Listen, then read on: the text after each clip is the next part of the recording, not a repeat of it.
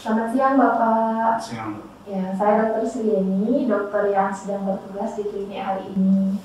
Pada hari ini saya akan membacakan hasil foto ronsen Bapak yang sudah Bapak lakukan kemarin. Nah, tujuan kita untuk membaca adalah untuk mengetahui apa sebenarnya yang menyebabkan Bapak batuk lama. Nah, nanti saya akan membacakan dan akan menjelaskan kepada Bapak. Bapak bersedia? Bersedia.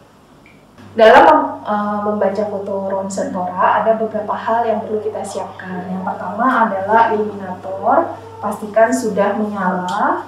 Yang kedua, kita siapkan foto ronsen tora yang akan dibaca, kemudian siapkan penggaris dan catatan kertas untuk mencatat serta pulpen. Nah, yang pertama yang wajib sekali kita lakukan adalah yang pertama, apakah foto itu sudah layak untuk dibaca atau tidak sebelum menginterpretasikan lebih jauh apa masalah dalam foto ronsen itu. Untuk yang pertama, jangan lupa identitas pasien harus jelas ya, supaya tidak tertukar dengan pasien lain. Kita pastikan bahwa apakah benar identitas ini sesuai dengan pasien kita, sudah sama namanya, kemudian umurnya, jenis kelamin, tanggal pengambilannya, serta mungkin kalau ada tambahan rekam medisnya berapa ya. Nah, kemudian yang kedua, untuk menentukan layak tidaknya, kita lihat dari foto itu diambilnya sebelah posisinya kanan atau kiri. Kita lihat posisinya harus ada tulisan yang mana di bagian kanan foto tora itu, yang mana di bagian kiri. Seperti ini kita lihat adalah R, artinya R ini di sebelah sini ya, ini adalah bagian kanan dari fotonya. Kalau tidak isi R, artinya R atau L itu left, artinya kalau leftnya kemungkinan dipasang di sini ya. Kalau tidak ada tandanya, foto itu tidak layak baca ya. Kemudian yang berikutnya, kita lihat apakah foto itu sudah simetris atau tidak ya. Simetris ini dalam artian dia harus pada foto tora, dia harus mencakup keseluruhan tora, artinya kita bisa melihat gambaran seluruh tora dengan jelas, tidak ada terpotong ya. Kalau kita lihat foto ini sudah simetris ya adik-adik, ini foto toraknya kita bisa lihat seluruh rongga toraknya tanpa ada yang terpotong. Nah, kemudian berikutnya kita lihat apakah foto itu dalam posisi inspirasi maksimal atau tidak, karena itu sangat mempengaruhi sekali. Nah, kalau pasiennya inspirasi maksimal, apa tandanya? Kita bisa menghitung ya jumlah sela iganya. Kita hitung yang posterior, kalau jumlah sela iganya 9 sampai 10 artinya dia sudah inspirasi maksimal, itu layak untuk dibaca. Nah, untuk berikutnya adalah kivi atau kekuatan fotonya. Ya, kita lihat dari tulang vertebra thoracalis ini ya biasanya kelihatan sampai di bagian diafragma. Kalau dia jelas sampai diafragma artinya dia layak untuk dibaca. Nah, yang pertama kelayakan bacanya sudah ya. Yang kemudian yang kedua, kalau dia sudah layak baca, baru kita lanjutkan ke deskripsi dari foto tora itu. Nah, deskripsinya kita bisa bagi menjadi 5 ya. Yang pertama kita lihat mediastinum, kedua jantung, ketiga paru ya, yang keempat sudut costophrenikus dan diafragma. Dan yang terakhir adalah kita lihat tulang dan soft tissue. Nah, yang pertama kita bahas dulu mediastinum ya. Mediastinumnya kita lihat dulu apakah ada pembesaran mediastinumnya, ada tumor atau tidak, curiga di sini. Nah, bagaimana trakeanya, apakah dia lurus ataukah bengkok ya. Nah, yang kedua kita langsung ke jantung. Untuk jantung ini sangat penting sekali ya. Pertama kita harus lihat dulu bentuknya, apakah normal atau tidak. Kalau jantung itu normal, biasanya dia berbentuk seperti buah pil atau buah apokat ya. Artinya dia khas di atasnya lebih kecil, dia punya pinggang, ke bawah lebih lebar ya. Untuk mengetahui besar, dan pada saat kita menentukan jantung ini kita harus sekali menentukan besar jantung untuk mengetahui apakah normal atau tidak dalam ukuran besar. Nah, kita mengukur namanya CTR ya. Namanya CTR itu cardiothoracic ratio. Nah, cara mengukur kardiotorasik ratio adalah kita ukur diameter transversal bagian jantung, artinya diameter yang paling lebar ya. Kita bagi dulu menjadi dua ya. Nah, di bagian trakea. Nah, kemudian kita tarik garis mana bagian jantungnya transversal yang paling lebar ya. Nih ya. Kemudian di bagian kanan juga kita tarik bagian yang paling lebar di bagian transversal ya. Ini anggap kita A, B.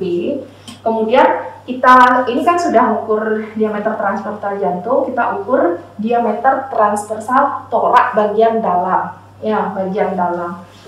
Artinya bagian terlebar torak itu bagian dalam. Nah, simpel aja kita ukur aja dari sudut costophrenicus kanan dan sudut costophrenicus kiri, kita tarik garis ya deh.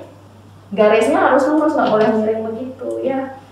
Karena kadang ada kelainan diafragma yang membuat dia terlihat tinggi atau masalah di paru yang menutup sudutnya. Nah, kita ukur segini. Nah, kardiotorasik ratio diukur dari, kita anggap ini C ya deh ya.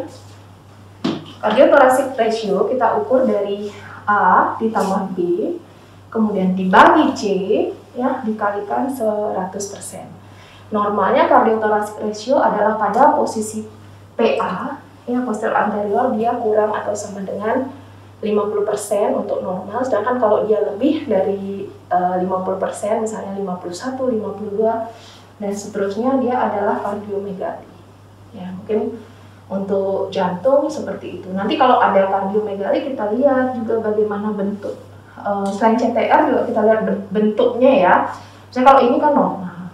Apakah nanti bentuknya misalnya boot shape seperti sepatu ya, ataukah bentuknya yang lain. Dan jangan lupa ya, lagi sekali saya lupa tadi menyampaikan, ini pinggangnya juga harus dilihat ya.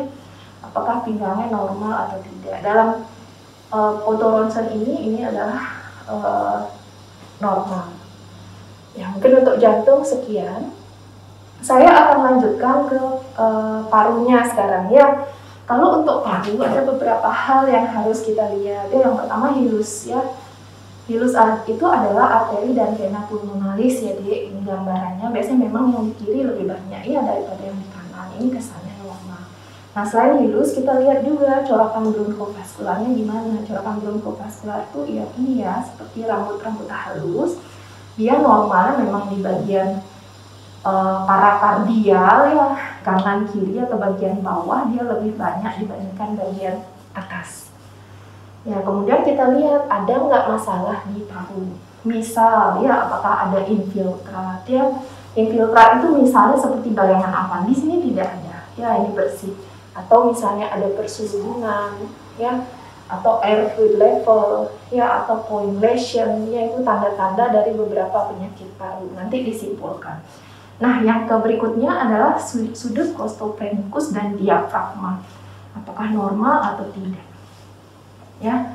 Dan kalau misalnya sudut costophrenicus dia normalnya memang tajam. Ya, tajam, dia akan berwarna hitam jelas sekali. Kalau ada masalah misalnya di bagian, contoh beberapa penyakit, contoh efusi pleura atau lain sebagainya, dia kan di sini tumpul.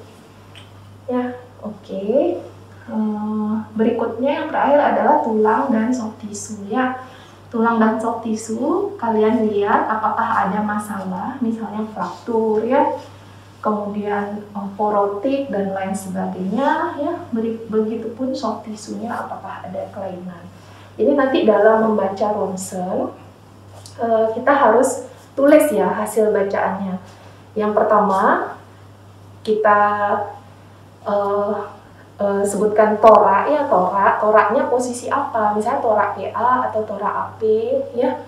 Kemudian disimpulkan yang pertama core atau jantungnya ya, besar dan bentuknya normal misalnya ya, atau kalau ada kelainan kalian sebutkan. Kemudian CTR-nya berapa persen itu harus dicantumkan.